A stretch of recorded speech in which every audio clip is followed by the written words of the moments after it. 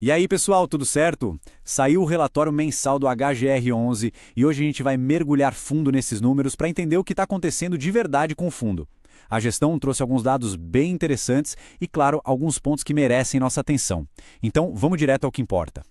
Olha, a grande manchete do mês, o número que todo mundo quer ver, é esse aqui. Um resultado distribuível de R$ 1,28 por cota.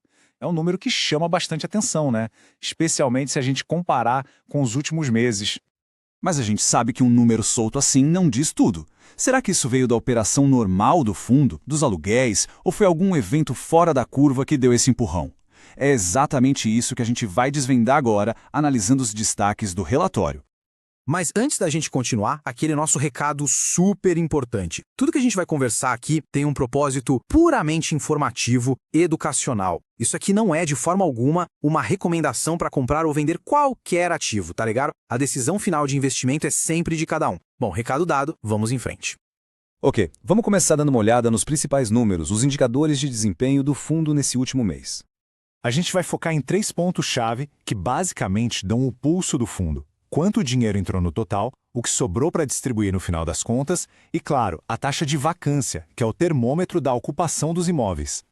Então, a receita total de setembro bateu 1,51 por cota. E aqui, atenção, é super importante entender que esse valor não é só aluguel, tá? Ele inclui também os rendimentos das aplicações financeiras do fundo e, principalmente, outros eventos que não acontecem todo mês e que, como a gente vai ver, fizeram toda a diferença. E aí, a gente volta para o nosso número da manchete.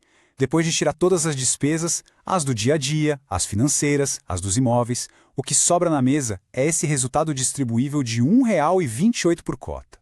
É esse o valor que o fundo gerou e que pode, de fato, ser pago para os cotistas.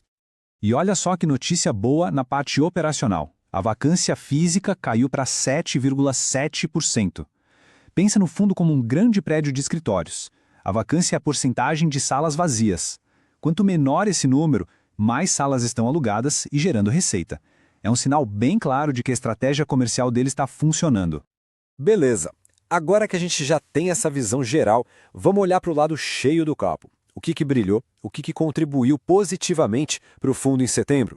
O ponto principal aqui, sem dúvida, é que esse resultado forte de setembro teve um empurrãozão de receitas que não são do dia a dia. Para ser mais exato, da venda de imóveis do portfólio. Isso não é algo que acontece todo mês, mas, quando acontece, o impacto no resultado é gigante. E aqui a gente vê direitinho de onde veio esse dinheiro.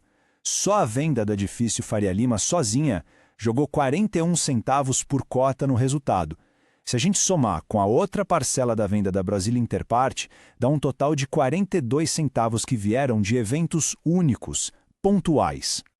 Mas não foi só a parte financeira que mandou bem, não. A frente operacional também trouxe notícia boa. O fundo continuou aquele trabalho de formiguinha, sabe? Alugando espaços que estavam vagos e, com isso, fortalecendo a receita de aluguéis que vai pingar todo mês no futuro.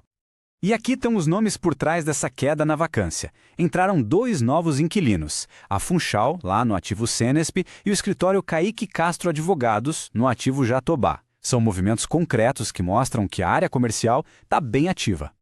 Certo, mas a gente sabe que uma análise de verdade tem que olhar os 2 lados da moeda, né? Então vamos agora para o copo meio vazio, os pontos que acendem um sinal de alerta. O primeiro ponto de atenção é o famoso risco de concentração. Olha, ter um inquilino grande e sólido pode ser bom, garante uma receita previsível. O problema é quando uma fatia muito grande do bolo depende de um contrato só. Qualquer problema com esse inquilino pode ter um impacto bem relevante no fundo inteiro. E esse gráfico aqui mostra o tamanho exato do problema. A TOTIS, sozinha, responde por 28% de toda a receita de aluguel do fundo. É uma dependência bem considerável, um fator que precisa ser acompanhado de perto o tempo todo. O segundo ponto de atenção está totalmente conectado com esse primeiro. Além de ter um inquilino principal, existe também uma concentração de vencimentos de contrato num período bem específico, e isso aumenta bastante o risco na hora de renegociar. Dá uma olhada nesse gráfico especificamente no ano de 2027. 45%, quase metade de todos os contratos de aluguel do fundo vencem nesse ano. E adivinha qual contrato está aí no meio?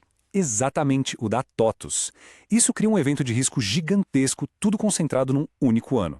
Ok, diante desse cenário com coisas boas de um lado e desafios bem claros do outro, qual é o plano da gestão? Vamos ver o que eles pretendem fazer para navegar nesse mar. A boa notícia é que a gestão não está de braços cruzados. Eles estão cientes dos riscos e já estão se mexendo. Já estão conversando para tentar antecipar a renovação com a TOTVS para tirar essa incerteza da frente. Além disso, estão negociando um reajuste com a ABFly e contam com o fim de algumas carências para ajudar a aumentar a receita lá na frente.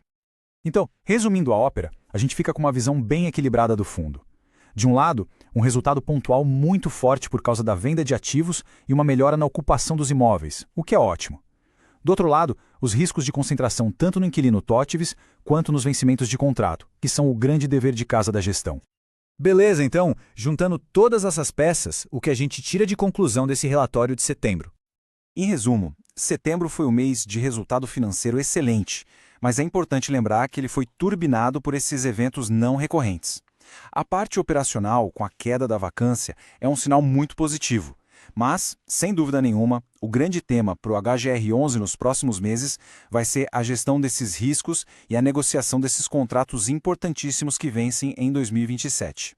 E agora eu deixo a reflexão o que se pode concluir desses números. A estratégia da gestão para diminuir esses riscos parece ser a correta? Deixem a opinião de vocês aqui nos comentários, vamos continuar essa conversa. Um abraço e até a próxima análise.